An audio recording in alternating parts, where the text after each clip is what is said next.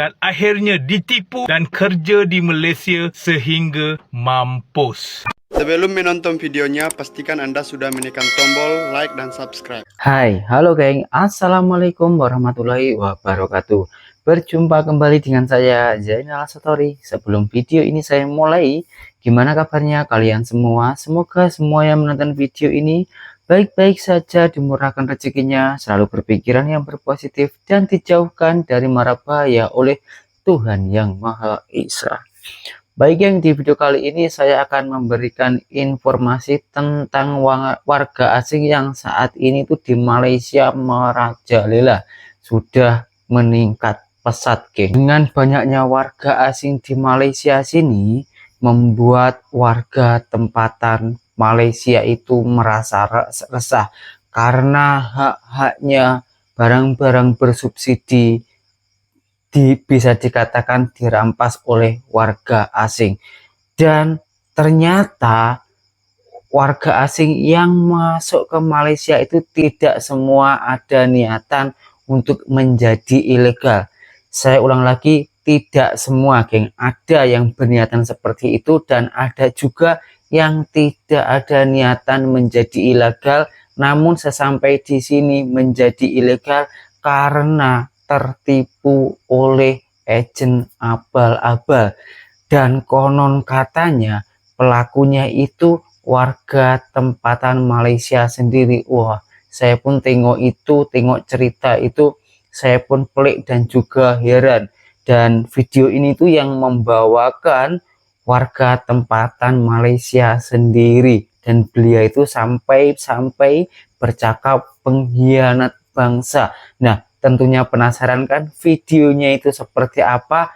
Jom langsung kita simak, kita amati bersama, kita pahami agar tidak salah paham geng. Oke, are you ready?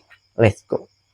Tolong pergi mati. Saya dah tertarik dengan satu komen daripada sahabat saya dalam TikTok, iaitu Muhammad Aiman 478. Beliau ada beberapa kali menulis komen bahawa saya diminta untuk ulas tentang isu warga asing yang kian meningkat dalam negara Malaysia pada hari ini. Mengikut data yang saya terima, warga asing dalam negara Malaysia telah mencecah hampir 7 juta penduduk, termasuklah mereka yang digelarkan pendatang asing tanpa izin. Saya pernah cerita dengan anda semua bahawa saya sewaktu habis belajar dulu, saya pernah bekerja sebagai seorang jaga ataupun security guard. Pada waktu itu, alhamdulillah, saya berkenalan dengan seorang rakan sekerja saya yang asal sebenarnya daripada Pakistan, tetapi akibat daripada campur tangan bangsat-bangsat pengkhianat negara kita, maka warga negara dan nama beliau ditukarkan menjadi nama orang Nepal dan warga negara Nepal. Ini kerana permit untuk bekerja dalam negara Malaysia sebagai seorang jaga mestilah warga negara Nepal. Bila saya tanya lagi, apakah yang menyebabkan anda teringin nak jadi security guard? Sebab saya tahu ramai rakyat Malaysia hari ini memilih kerja, apatah lagi jika diberi peluang menjadi security guard,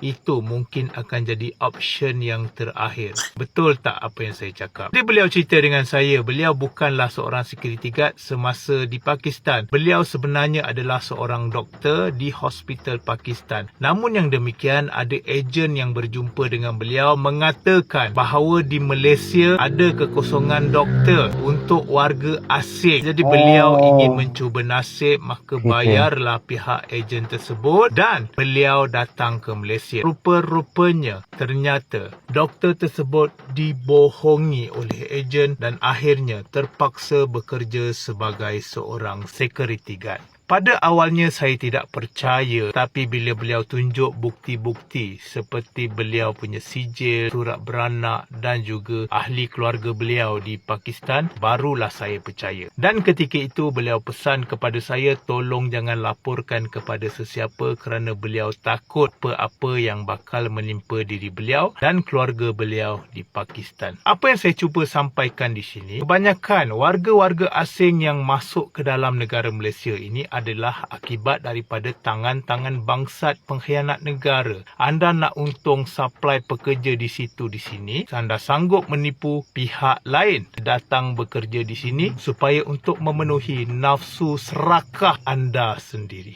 Sehingga hari ini kalau kita lihat kerajaan baru memerintah tak sampai 10 bulan, ramai yang strike kerajaan baru ini bahawa warga asing telah banyak dalam negara Malaysia. Kerana kita sendiri memejamkan mata kita pada ketika dahulu.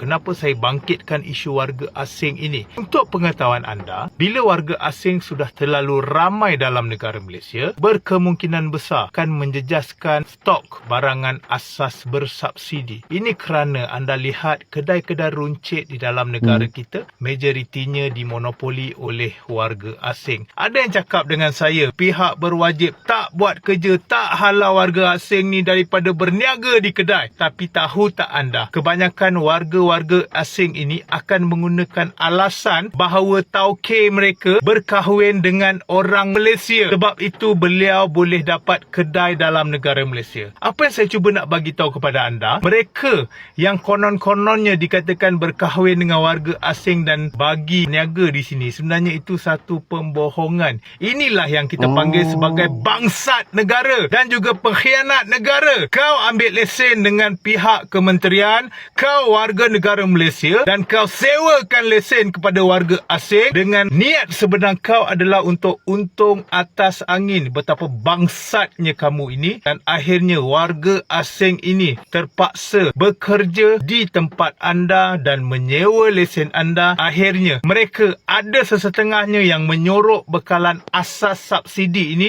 untuk kawan-kawan mereka saja. Jadi saya tak nak salahkan pendatang asing 100%. Kalau tak wujudnya bangsat yang menyewa kepada warga asing ini, percayalah kedai-kedai dalam negara kita insya-Allah tidak akan dimonopoli oleh warga asing. Jadi kepada sahabat-sahabat saya yang banyak terjah kedai-kedai warga asing, tolonglah siasat mereka. Siapakah sebenarnya bangsat yang membenarkan mereka sewa di kedai tersebut? Kita hapuskan bangsat ini dulu dan seterusnya kita jumpa pihak kementerian supaya kita boleh hantar warga asing ini balik ke tempat asal mereka. Kadang-kadang warga asing ini tidak mahu duduk dalam negara Malaysia. Seperti yang saya cerita dengan anda, kawan saya ketika kerja security guard dahulu, beliau adalah seorang doktor pada asalnya dan akhirnya ditipu dan kerja di Malaysia sehingga mampus. Jadi bagi saya, kartel-kartel yang hanya memikirkan keuntungan peribadi dan juga bangsat-bangsat ahli politik yang bersekongkol dengan kartel ini,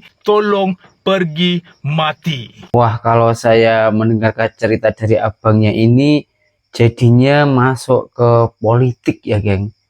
Kalau masalah politik mah saya kurang paham ya, politik di sini tuh bagaimana. Dan pada intinya, geng, ternyata warga asing di Malaysia sini itu bukan sepenuhnya itu karena ada niatan dari negaranya itu masuk ke Malaysia secara ilegal untuk bekerja ataupun berniaga, itu bukan ya.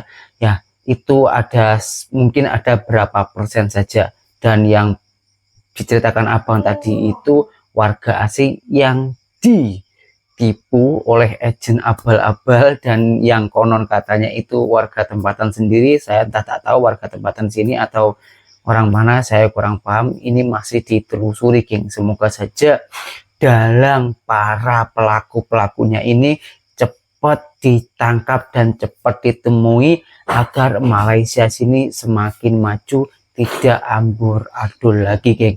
Nah, di video selanjutnya kita tengok seberapa banyak warga asing yang ada di Malaysia, karena konon katanya warga asing di Malaysia sini termasuk orang Indonesia juga ya, tapi sampai-sampai membuat kampung.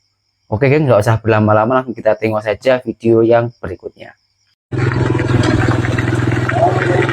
Tengoklah, nak jadi berapa banyaknya diorang ni rumah macam cantik. Rumahnya bagus, geng.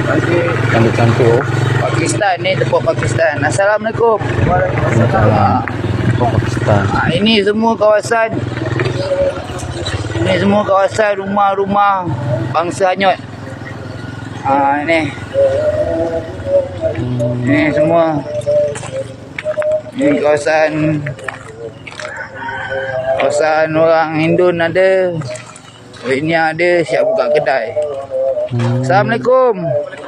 Ambil gambar sikit nak bagi bantuan nanti. Wah, buat tipu ya geng. Ini port Pakistan, Bangla, Indonesia. Tempat semua tersorok. Ini kampung Padang Balang sebelah tepi highway. Tengok orang punya rumah. Wah, cantik-cantik bro. Nah, seperti itulah geng warga asing yang ada di Malaysia. Entah itu ada dokumen yang lengkap atau dia itu seorang pati atau pendatang asing tanpa izin, kita belum tahu ya. Kalau dia itu pendatang asing tanpa izin, silahkan ditangkap geng.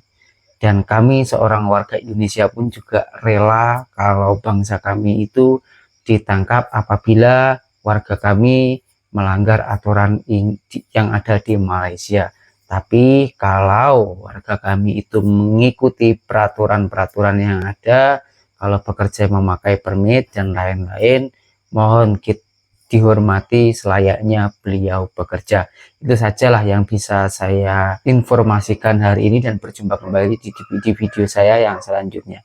Saya Zainal Satori, seorang TKI Malaysia. Salam TKI sukses. Assalamualaikum warahmatullahi wabarakatuh.